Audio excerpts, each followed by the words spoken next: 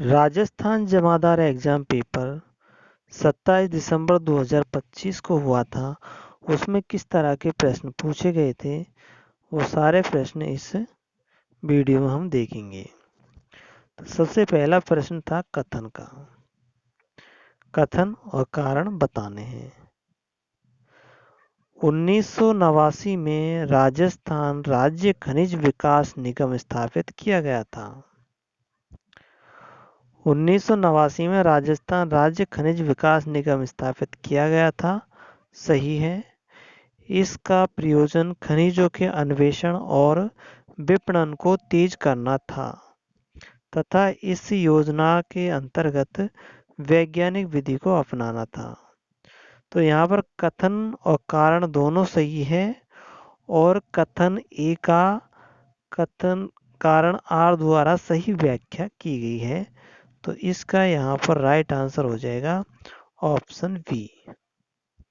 B option सही होगा। जैसलमेर के राजनीतिक जागरण का श्रेय किसको जाता है? जैसलमेर में राजनीतिक जागरण हुआ था। इसका श्रेय स्वामी गोपाल दास को जाता है।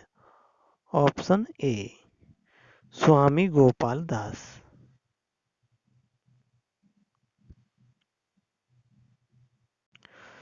भारत निर्वाचन आयोग द्वारा आयोजित किया गया था SIR विशेष गहन पुनरीक्षण। तो इसके लिए सबसे उपयुक्त कथन बताना है। तो मतदाता सूची को पूर्णतः अद्यतन, सत्यापित और सही करना, यही इसका मुख्य उद्देश्य था। ऑप्शन सी इसका राइट आंसर हो जाएगा। ऑप्शन सी।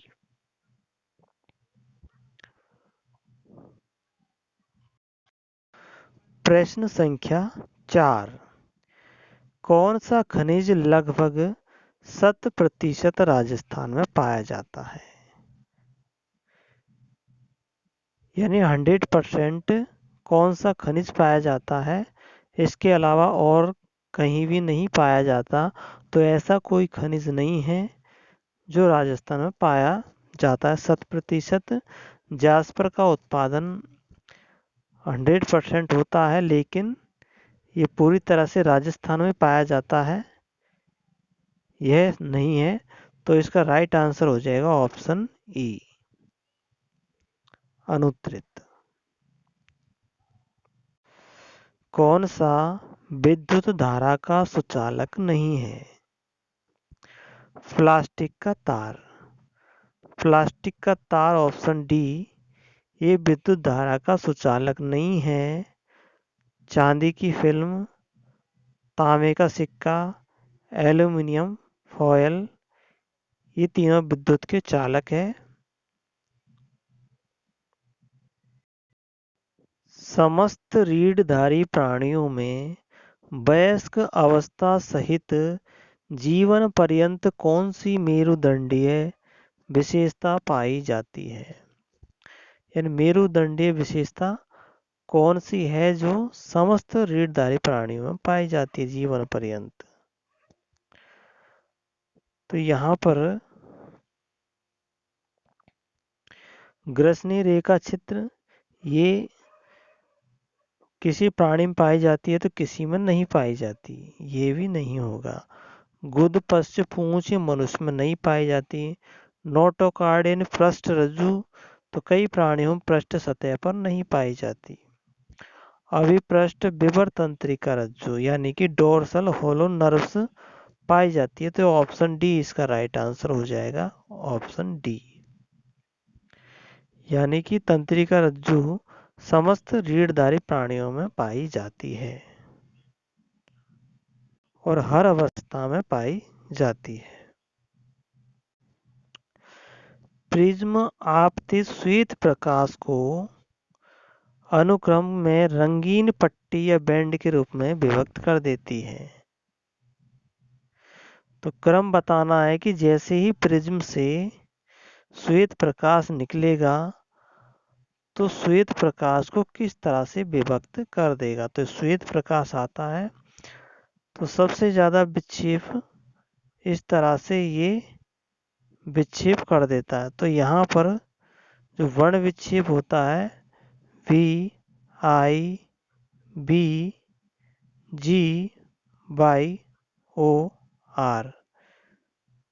यानी बेबिग्योर होता है। तो सबसे ज़्यादा विक्षेप होता है वायोलेट बैंगनी, फिर इंडिगो, फिर ब्लू नीला, फिर ग्रे ग्रीन हरे, येलो ऑरेंज रेड। रेड का सबसे कम वर्ण विक्षेप होता है। अब यहाँ पर क्रम बताना है।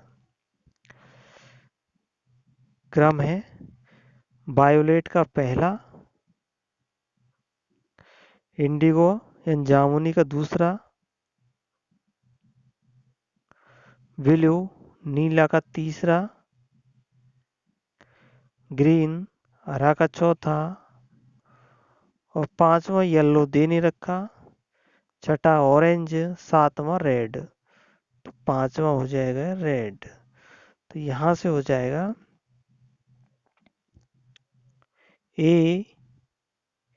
ACD,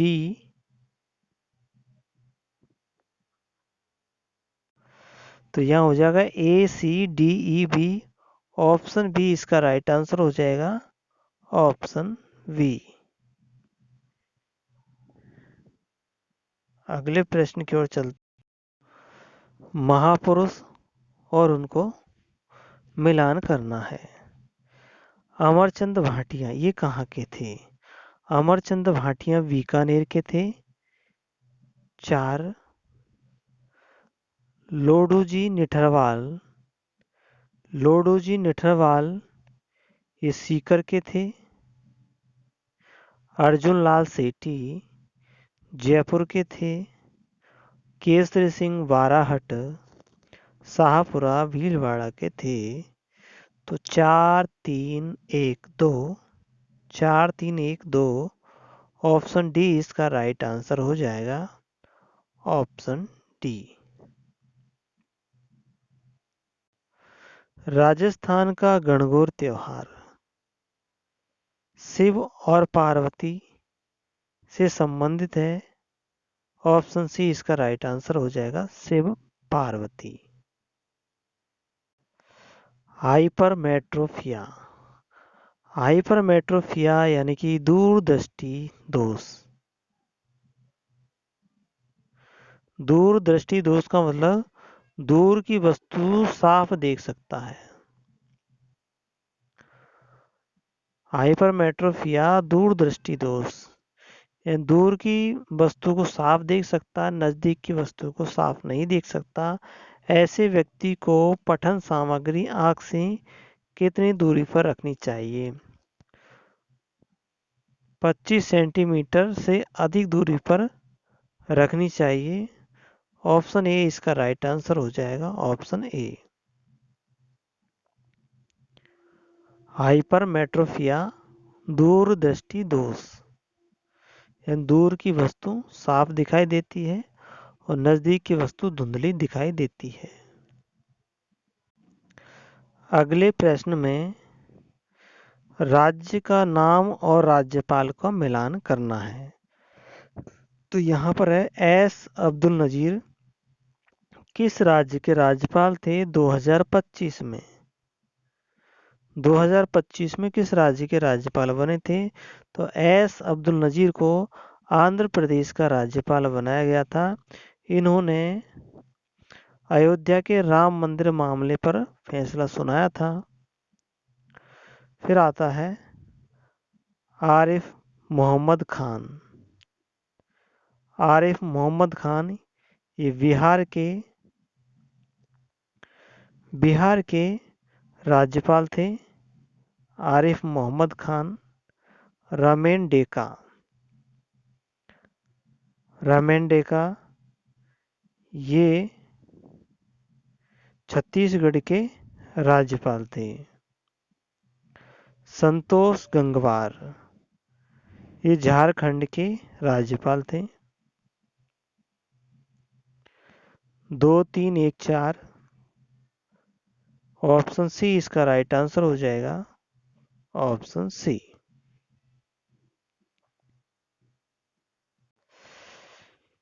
किसने जयपुर और बूंदी के इंद्रगढ़ से पुरापाषाणकालीन हस्त कुठार यानी कुल्हाड़ी की खोज की थी?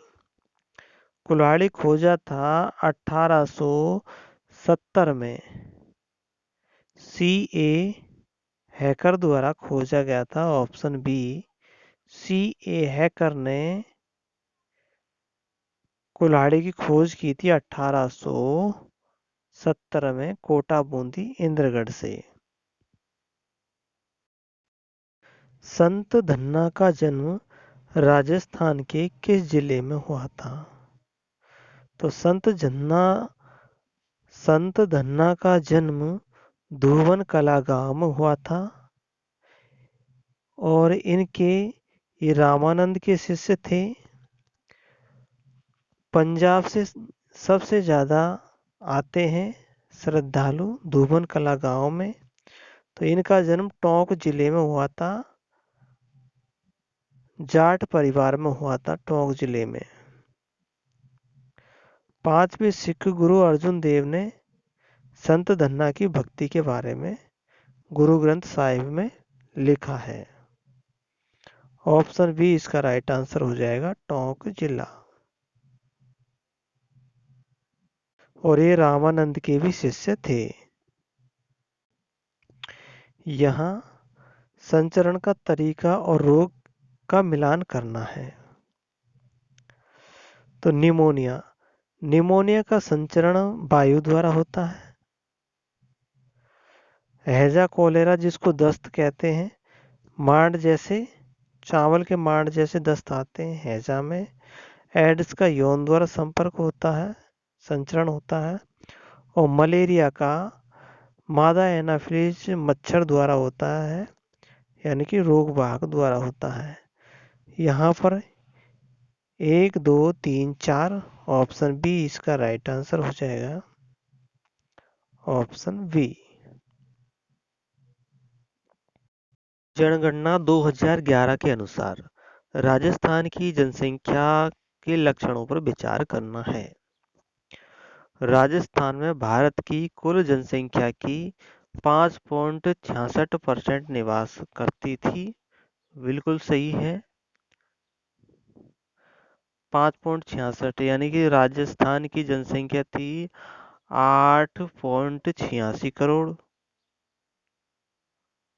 8.86 करोड़ और भारत की थी 121 करोड़। अब इसका प्रतिशत निकालेंगे तो हमारा 6.86 करोड़ है राजस्थान की। सॉरी, राजस्थान की जनसंख्या 6.86 करोड़। राजस्थान में जनसंख्या घनत्व 200 व्यक्ति प्रति वर्ग किलोमीटर है। ये ऑप्शन भी सही है। राजस्थान का लिंगानुपात 928 है। ये भी सही है। और राजस्थान की साक्षरता प्रतिशत 66.68 के करीब है। तो यहाँ पर ये ऑप्शन गलत हो जाएगा, तो सही हो जाएगा A B C. A B C option B इसका राइट आंसर हो जाएगा। Option B. बी ऑप्शन सही हो जाएगा। अगला प्रश्न, सेवण घास है, कल्प वृक्ष है। तो कल्प वृक्ष किसको कहते हैं? खेजड़ी के वृक्ष को कहते हैं। गोंद गोंद का अच्छा स्रोत है सालर वृक्ष। धोक के बन पाए जाते हैं। 2, 3, 1, 4। 2, 3, 1, 4 ऑप्शन बी। तो बी इसका राइट आंसर हो जाएगा। राम की कार्य कुशलता श्याम से दुगनी है। वह दोनों एक साथ किसी कार्य को 18 दिन में समाप्त कर सकते हैं। राम अकेला उस कार्य को कितने दिनों में समाप्त करेगा? तो श्याम की कार्य कुशलता 1 है और राम की कार्यकुशलता 2 है। तो दोनों की कार्यकुशलता को जोड़ लेते हैं तो आ जाती है बराबर 3 कार्यकुशलता। दोनों कार्य करते 18 दिन में, तो एक दिन में कितना काम करेंगे? 1/18 भाग दोनों काम करेंगे। 1/18 भाग दोनों काम करेंगे एक दिन में, तो एक दिन में शाम कितना काम करेगा? तो शाम का हिस्सा आ जाएगा 1/3। तो 1/3 हिस्सा काम करेगा एक दिन में। तो एक दिन के एक दिन के भाग से 1/3 को गुणा कर देते हैं, तो यह आ जाएगा 18×3 यानी 1/54 भाग काम करेगा एक दिन में शाम। तो राम कितने दिन में करेगा? तो राम का हो जाएगा 2/3।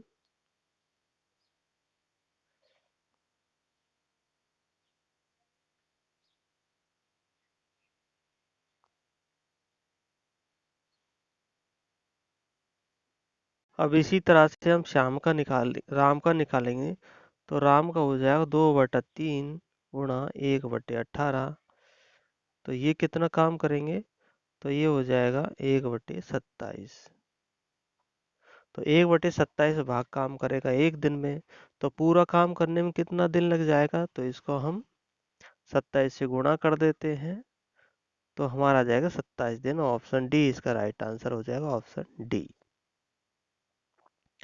अगला प्रश्न, किस वर्ष राजस्थान सरकार ने पर्यटन को उद्योग के रूप में घोषित किया? तो पर्यटन उद्योग घोषित किया था 1989 में। तो यहाँ पर ऑप्शन सी इसका राइट आंसर हो जाएगा, ऑप्शन सी। ऑप्शन सी इसका राइट आंसर। क्वेश्चन में हमें 3 संख्या दे रखी है। पहली संख्या ये, दूसरी ये और तीसरी ये। अब तीनों संख्याओं का हमें एचसीएफ ज्ञात करना है। तो जो सबसे छोटी संख्या होती है वही एचसीएफ होता है।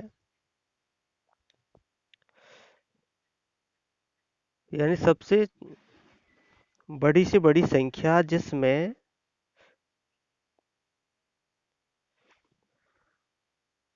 सबसे बड़ी से बड़ी संख्या जिसका तीनों में भाग चला जाए। तो यहाँ पर देखिए तीनों में 2 नहीं है, तो 2 को हम काट देंगे। 2 को काट देंगे, 2 कट जाएगा। फिर 3 देखेंगे तो 3 हमारे पास में ये वाला नीचे का 3 बचा है और बाकी का इस 3 को काट देंगे बड़ी वाली को। 5 है तो 5 हमारा सिंगल 5 है, तो ये स्क्वायर और क्यू को काट देंगे। 7 है तो 7 इसको काट देंगे। 11 हमारे पास में है नहीं, तो इस 11 को काट देंगे। हमारे पास में ऐसे ही बचेगा 3 गुणा 5 गुणा 7, मतलब कि 105। इसका एचसीएफ आएगा, ऑप्शन बी। गुहिल राजवंश के शासकों का कालक्रम बताना है। तो यहाँ पर इनका कालक्रम हो जाएगा, सबसे पहला था बप्पा रावल, तो बप्पा रावल 1 पे हो जाएगा। और सबसे लास्ट में था बप्पा रावल के बाद में है जैत सिंह। बप्पा रावल का 1, जैत सिंह का 2 और रावल रतन सिंह का 3 और राणा हमीर का 4। तो 4 3 1 2। तो इसका यहाँ पे ए, तो यहाँ पर हो जाएगा, ये हो जाएगा सी डी बी ए, ऑप्शन बी इसका राइट आंसर हो जाएगा, ऑप्शन बी। सरकार द्वारा शुरू किए गए कार्यक्रम और योजनाओं का काल अनुक्रम बताना है। राष्ट्रीय संस्थागत रैंकिंग रूपरेखा, विद्यांजलि, विश्व स्तरीय संस्थान योजना और उन्नत भारत अभियान, ये कब शुरू किए गए थे? तो यहाँ पर राष्ट्रीय संस्थान रैंकिंग रूपरेखा ये शुरू की गई थी 2015 में।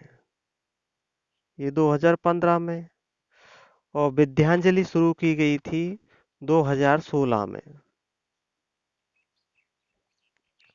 2016 में विश्व स्तरीय संस्थान योजना, ये 2018 में शुरू की गई। और उन्नत भारत अभियान 2014 में शुरू की गई थी। तो इसका राइट आंसर हो जाएगा DABC, ऑप्शन बी इसका राइट आंसर हो जाएगा, ऑप्शन बी। एनजीटी के बारे में बताना है। एनजीटी की फुल फॉर्म है राष्ट्रीय हरित प्राधिकरण। राष्ट्रीय हरित प्राधिकरण की स्थापना 2010 में की गई थी। एनजीटी की शिमला, शिलांग और जोधपुर में 3 सर्किट है। ये सर्किटें नहीं है, इसकी 5 सर्किट है, भोपाल, पुणे, कोलकाता, चेन्नई। एनजीटी वन और अन्य प्राधिकृत संस्थानों के प्राकृतिक संसाधनों के संरक्षण के लिए कार्य करता है। सही है। भारत के राष्ट्रपति एनजीटी के प्रमुख होते हैं। गलत है। तो यहाँ पर ए और सी सही है, तो ए और सी यहाँ पर है नहीं, तो ऑप्शन ई इसका राइट आंसर हो जाएगा, ऑप्शन ई।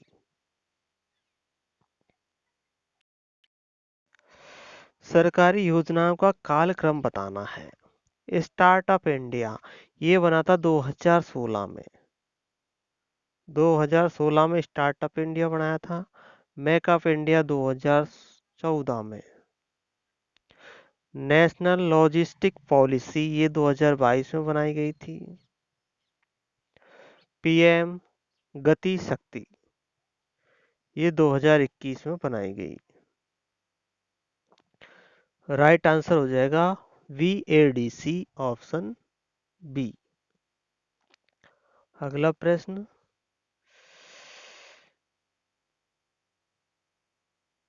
यानी अवतल दर्पण का उपयोग नहीं होता। अवतल दर्पण का उपयोग कहाँ पर नहीं होता?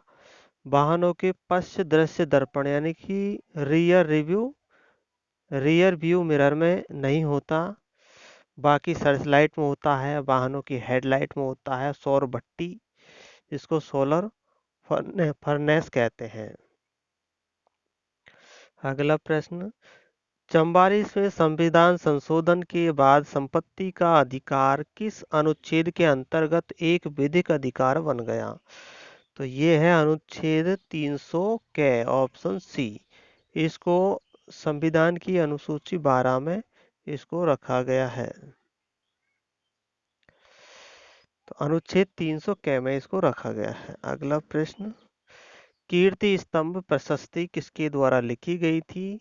तो महेश और अत्रि के द्वारा लिखी गई थी। ऑप्शन बी इसका राइट आंसर हो जाएगा, ऑप्शन बी, अत्रि और महेश।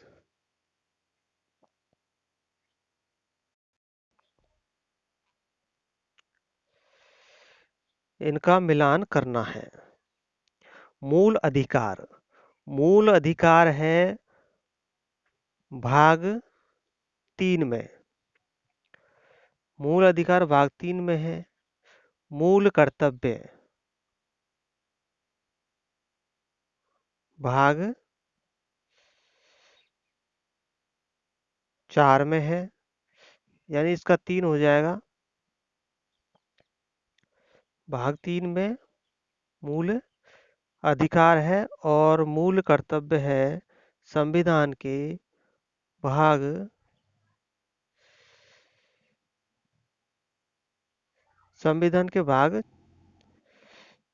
4 में। तो 4(2) वाले ऑप्शन पे है। राजस्थान की नीति निर्देशक तत्व अनुच्छेद 51 से है, यानी कि भाग 4 में है। तो ये हो जाएगा ऑप्शन 4 का है।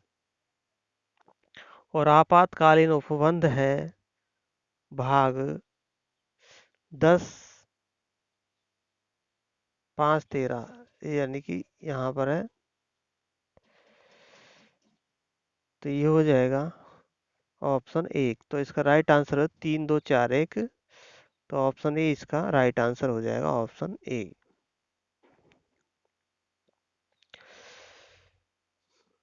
पादप वर्ग का एम्फीबिया कहा जाता है, यानी कि उभयचर किसको कहते हैं? तो ब्रायोफाइटा को पादप जगत का उभयचर कहते हैं, यानी ऑप्शन सी। आज दिनांक में राजस्थान का विभाजन है, यानी कि इसमें 41 जिले हैं। तो 41 जिले हैं, ऑप्शन सी। 7 संभाग और 41 जिले। राजस्थान में 7 संभाग है और 41 जिले हैं, ऑप्शन सी। तो इसका राइट आंसर हो जाएगा ऑप्शन सी। क्वेश्चन संख्या 31 से लेकर के 100 तक के प्रश्नों के उत्तर आपको अगले वीडियो में मिलेंगे। वीडियो को लाइक करना, चैनल को सब्सक्राइब करना। धन्यवाद।